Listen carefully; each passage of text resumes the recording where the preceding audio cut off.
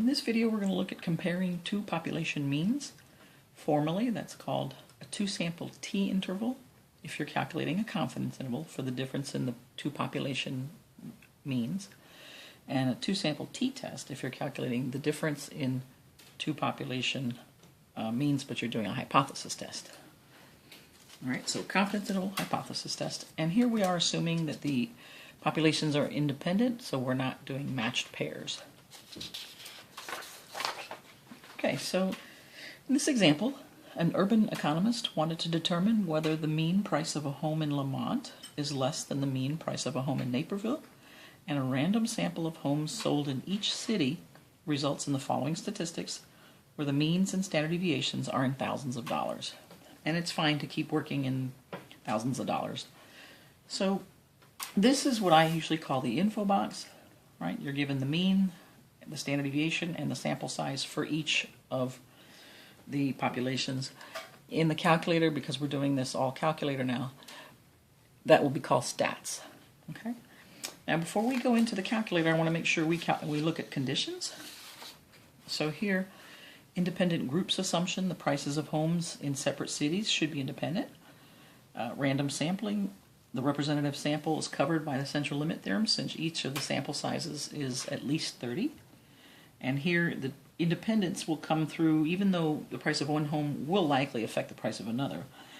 Randomization will usually result in homes being chosen from different neighborhoods with enough distance apart. So when they do comparables, they have a certain radius that they, by law, appraisers are allowed to look at, and if there's enough randomization, that distance will be enough to not, where the price won't be influencing and one won't be influencing another. And then the 10% rule, the 44 and 32 are both less than 10% of all homes in Lamont and Naperville, respectively. Okay, so we're good. This is going to cover both the confidence interval and hypothesis test conditions. All right, so the first thing we're going to do is find a 95% confidence interval for the difference between, and notice here we're using the population symbols, not the sample, right? Not y bar n minus y bar l, because we want to make a statement about the entire population, about the average price, difference in the price for all homes from Naperville and Lamont. All right, so we've already checked conditions, and we are ready to actually go ahead and do the calculation. Now, what I'm going to do is put this in here so you can see it. You might want to write this, pause the video and write this down, and then you can follow what I'm doing on the calculator. Okay, so on your calculator, what we're going to look at is stat, and here since we already have everything calculated for us, we're going to go directly to tests, so cursor to the right. And now that you're at tests, we're going to look for two-sample t-interval. Okay, so let me just mention here that for a confidence interval, you want to do a two-sample t-interval. For a hypothesis test, you want to do a two-sample t-test. Right? So two samples, of course, because you have two populations. T, because you're talking about a numerical trait and your sample sizes are small and you don't know the variances, which the variance is the square of the standard deviation. So we don't know that for the population. And then one's for a confidence interval, one's for a test, for a hypothesis test. So we're going to go in here and we're going to look for the two-sample t-interval, which in my calculator is 0. So I had to scroll all the way down. Two-sample t-interval, there it is. So press enter to select it. Now we're working with not raw data, but stats. So cursor to the right, and then press enter to actually select stats. Now what they're going to ask you essentially is give me the mean, sample mean for the first population, the standard deviation, and the sample size. Do that for both. So again, here's our values, and you would want to put all those in. So let me go ahead and do that. So we're doing Lamont first, and it's going to be 275.4. For the standard deviation, it's 69. Sample size is 44. Now for the Naperville, 291.3. 28 is the standard deviation, and the sample size is 32. Okay, now the confidence level was, I believe, let's take a look, 95%. So we're going to go to the C level, confidence level, 95%. And here you'll always use that it's not pooled. You'll always use no. And again, that's because we don't know the variance. The variances of the two populations, we don't know that they're the same. And again, the variance is just the square of the standard deviation. So since we don't even know the standard deviation of the population, we surely don't know that they're equal. And now we want to go to calculate and just press enter. There it is. All right. So what we get is negative 38.94 and positive 7.1399. All right, so let me write that down. What we got then was negative 38.94, positive 7.1399. So that's what the calculator gave us. Now, if you recall, what we need to do is find out, is 0 in the interval or not? All right? So here, we're back to same basic structure that we learned for the difference in two population proportions, the confidence interval statement. Is 0 in the interval? Well, in this case, did we go from a negative to a positive number? Yes, we did. So obviously we did capture 0. So we're here in the yes category, and what we're going to write is with a 95% confidence, the average difference, because remember, we're working with two populations, and a numerical trait. So a numerical trait is measured with an average, and because we're dealing with two populations, we're looking at the difference in the two. So the average difference in, now we would say, the price of all homes for, and then your population 1 and population 2 would be homes in Lamont versus Naperville, is between, and then you give your two values. Okay? And it doesn't matter whether you put Naperville first and Lamont, really doesn't matter. So let's take a look at that sentence.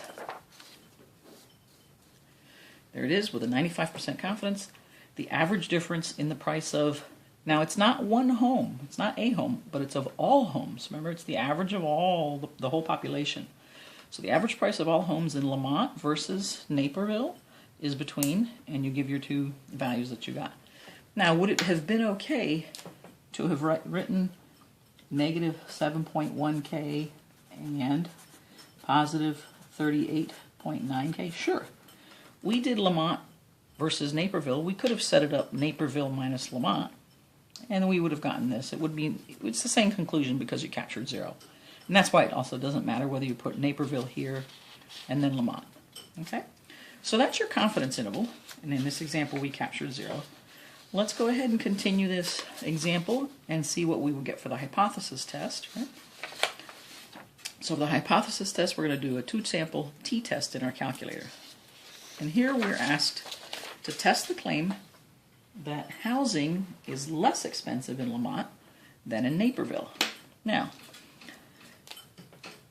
when you say housing is less expensive in Lamont than Naperville, you're saying that essentially the average price of all homes in Lamont, that would be this, the average price of all homes in Lamont is less expensive than the average price of all homes in Naperville. Okay, so that's going to be your alternative hypothesis. All right. Now, we're going to go ahead and test that. Of course, your null would be that they're the same, right? So this is your null, and this is your alternative. Okay. So let's go ahead and work with our calculator. Okay. So I'm going to go back to Stat. Tests, press enter. Oops, let me go back to tests here. So here I want to do a two-sample t-test, right? We're doing a hypothesis test. So there it is, two-sample t-test. And remember, your menu might be different from mine, but the location of this menu should be the same. You go to Stat, cursor to the right until you get to Tests, and then just look for two-sample t-interval and two-sample t-test. So here's mine, two-sample t-test is number 4. And again, notice that everything is still in because we're working on the same problem. We have the same information that was there. The only thing I have to change then, so here we're working with stats. These are all the correct stats. But I'm doing Lamont minus Naperville. I'm sorry, Lamont is less than Naperville. So here I want to choose this one, mu1 less than mu2. Okay? And then we're not pooling at all. And now I go down to calculate, press enter. And there it is. This is our t-score. But here's our p-value. That's what we really need.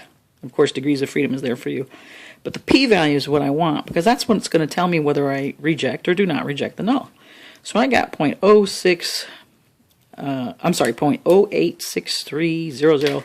So let's write that down. P-value equals 0.0863, let's say 01.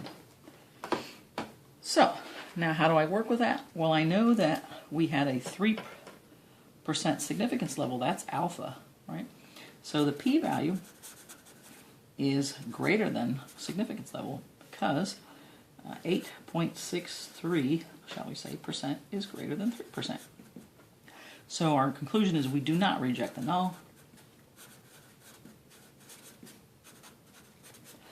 And the null, of course, is saying that it's likely they could be, the average price could be the same for both. So we say there's not enough evidence for the alternative. Right?